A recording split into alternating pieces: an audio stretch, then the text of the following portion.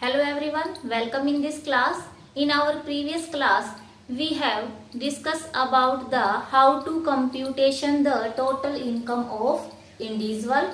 Now in this class, we will study about how to compute the tax liability of any individual. Tax liability compute करने के लिए सबसे पहले पता होना चाहिए कि असेसमेंट ईयर के लिए रेट्स क्या है इनकम टैक्स की। तो यहाँ पर हमारा असेसमेंट ईयर 2019-20 है और 19-20 असेसमेंट ईयर का प्रीवियस ईयर जो है वो 2018-19 है। अब 2019-20 असेसमेंट ईयर की जो रेट्स हैं वो क्या क्या है, तो यहाँ पर इंडिविजुअल को 3 कैटेगरी में डिवाइड किया है। पहला सीनियर सिटीजन, दूसरा सुपर सीनियर सिटीजन और तीसरा है अदर इंडिविजुअल, HUF, AOP और BOI। इन चारों को स्टूडेंट्स एक कैटेगरी में रखा है क्योंकि ये चारों SSC पर सेम रेट से इनकम टैक्स लगता है।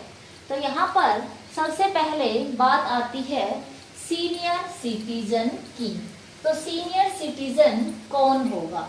सीनियर सिटीजन वो पर्सन होता है जिसकी एज 60 या 60 से अबोव है बट 80 से कम है, तो उस इंडिविजुअल को सीनियर सिटीजन कहा जाएगा। इसके बाद जो नेक्स्ट इंडिविजुअल की कैटेगरी है वो है super senior citizen. So students, super senior citizen में वो पर्सन आएगा जिसकी एज मोर देन 80 ईयर है, 80 साल से ऊपर जिसकी एज है, 80 या 80 साल से ऊपर दोनों ही इंडिविजुअल उसमें शामिल होंगे। नेक्स्ट कैटेगरी में वो इंडिविजुअल आएंगे जिनकी एज 60 साल से कम है। सो यहाँ पर स्टूडेंट्स इंडिविजुअल को 3 कैटेगरी में डिवाइड किया है अकॉर्डिंग टू देयर एज के बिहाफ पर। अब हम एक एक करके सभी की टैक्स रेट को स्टडी करेंगे। सबसे पहला जो है सीनियर सिटीजन।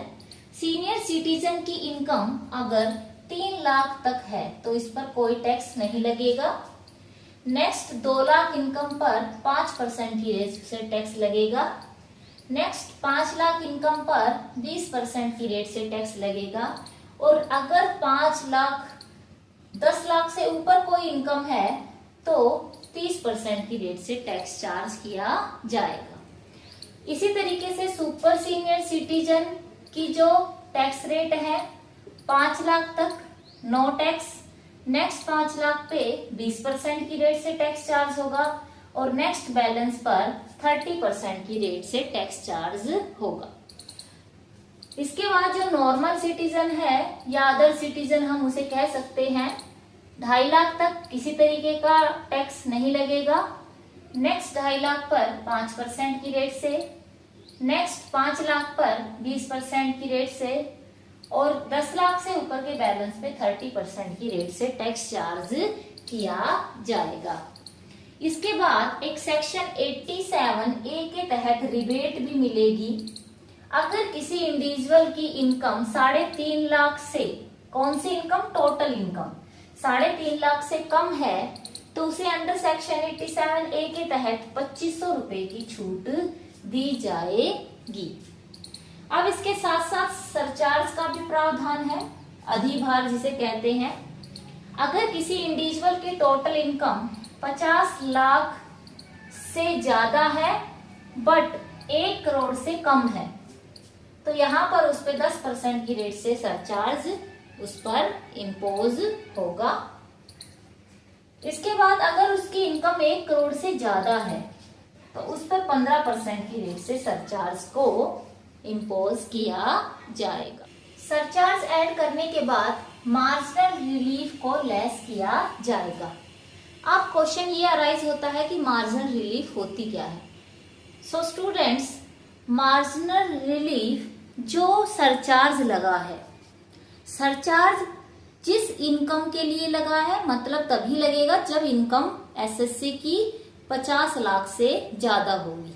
तो यहाँ पर जो ज्यादा इनकम है 50 लाख से ऊपर या 1 करोड़ से ऊपर, दो सरचार्ज लगते हैं, एक 10% की रेट से, एक 15% की रेट से।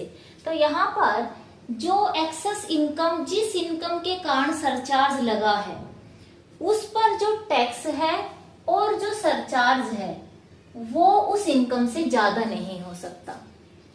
जिस इनकम पर सरचार्ज लगा है उस पर लगने वाला टैक्स और उस सरचार्ज उस इनकम से ज्यादा नहीं हो सकता।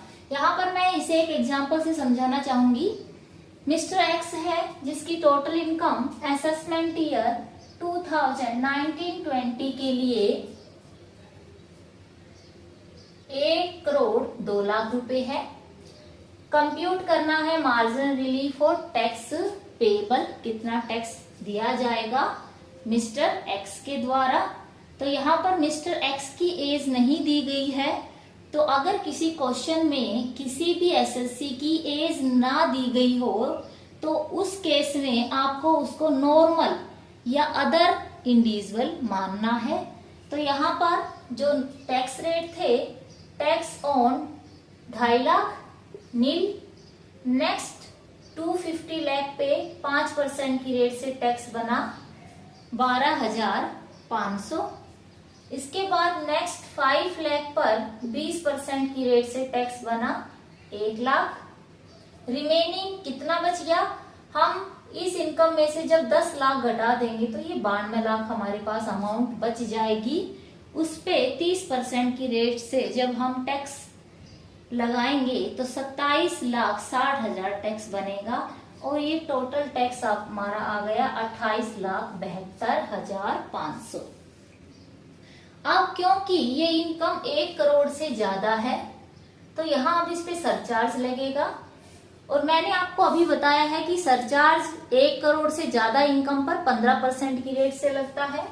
तो यहाँ पर ऐड कर देंगे इसमें हम सरचार्ज 15% की रेट से 4,30,875। टोटल टैक्स हो गया 33,03,375। अब इसमें से हम मार्जिनल रिलीफ देखेंगे कि बनती है तो कितनी बनती है, उसको लेस करेंगे। यहाँ मार्जिनल रिलीफ के लिए सबसे पहले देखो कि किस इनकम के कारण सरचार्ज लग रहा है।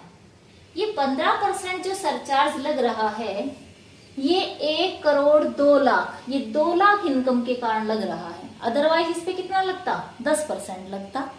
तो यहाँ पर एक्सेस जो इनकम कौन सी है? 2 लाख। तो यहाँ पे 2 लाख इनकम पर हम टैक्स की कैलकुलेशन करेंगे कि 2 लाख की जो इनकम एक्सेस है उस पर टैक्स कितना लगा है। तो 2 लाख जो है वो इस कैटेगरी में आते हैं, इस पे 30% की रेट से टैक्स इम्पोज हुआ है और ये बन गया 60,000। अब इसमें जो सरचार्ज लगा है, इस इनकम के कारण कितना सरचार्ज लगा? 4,30,875, उसे इसमें ऐड कर देंगे। तो टोटल टैक्स 2 लाख इनकम के कारण कितना लगा है? 4,90,875। अब यहाँ पर इनकम कितनी है? 2 लाख। 2 लाख इनकम के कारण टैक्स कितना लग रहा है? 4,90,875। सो यहाँ पर इनकम टैक्स एक्ट ये कहता है कि जो टोटल टैक्स है वो एक्सेस इनकम से ज्यादा नहीं हो सकता। अगर ज्यादा है तो उसको टोटल टैक्स में से घटा दो, उसको क्या नाम दे दो? Marginal relief. तो यहाँ पर हमने एक्सेस इनकम को घटा दिया है और ये जो है आपकी क्या आ गई है? मार्जिनल रिलीफ आ गई है। I hope student you got it. तो यहाँ पर हम इसे 2,90,875 घटा देंगे।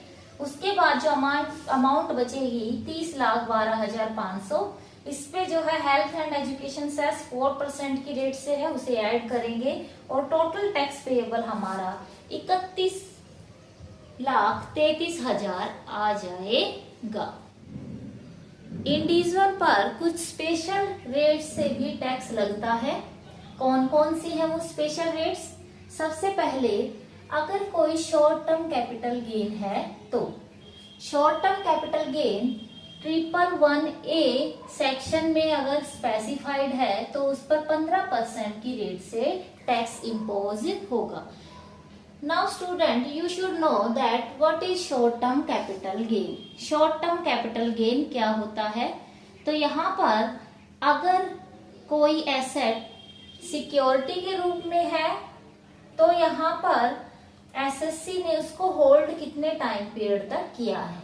अगर 12 मंथ से कम अवधि तक किया है तो वो शॉर्ट टर्म कैपिटल गेन होगा। और अगर कोई सिक्योरिटी को छोड़ करके अदर एसेट हैं तो उनका होल्डिंग पीरियड 36 मंथ से कम है तो उसे शॉर्ट टर्म कैपिटल गेन माना जाएगा। नेक्स्ट है long term capital gain. Long term capital gain पर स्पेसिफाइड जो रेट है टैक्स की वो 20% है। इसके बाद अगर कोई long term capital gain listed share से हो रहा है तो यहाँ पर 10% की रेट से टैक्स लगेगा। अगला जो है वो है अनलिस्टेड शेयर के रिगार्डिंग, उस पर जो है फ्लैट रेट 20% की रेट से टैक्स लगेगा। अगर कोई कैजुअल इनकम से अर्निंग हो रही है जैसे winning from lottery, winning from crossword puzzles, winning from horse race, तो उससे 30% की रेट से टैक्स लगेगा। सो स्टूडेंट्स, इस क्लास में हमने इंडिविजुअल कितनी कैटेगरी के होते हैं, क्या क्या नॉर्मल रेट है टैक्स की, सरचार्ज क्या होता है, मार्जिनल रिलीफ क्या होती है, किस तरीके से मार्जिनल रिलीफ की जो है कटौती की जाएगी, एजुकेशन सेस कितना लगेगा और यहाँ पर स्पेशल रेट्स क्या हैं, ये सब हमने स्टडी किया। नेक्स्ट क्लास में हम चार्ट देखेंगे किस तरीके से कंप्यूटेशन होगी टैक्स लायबिलिटी की, और AMT अल्टरनेटिव मिनिमम टैक्स को स्टडी करेंगे। तब तक के लिए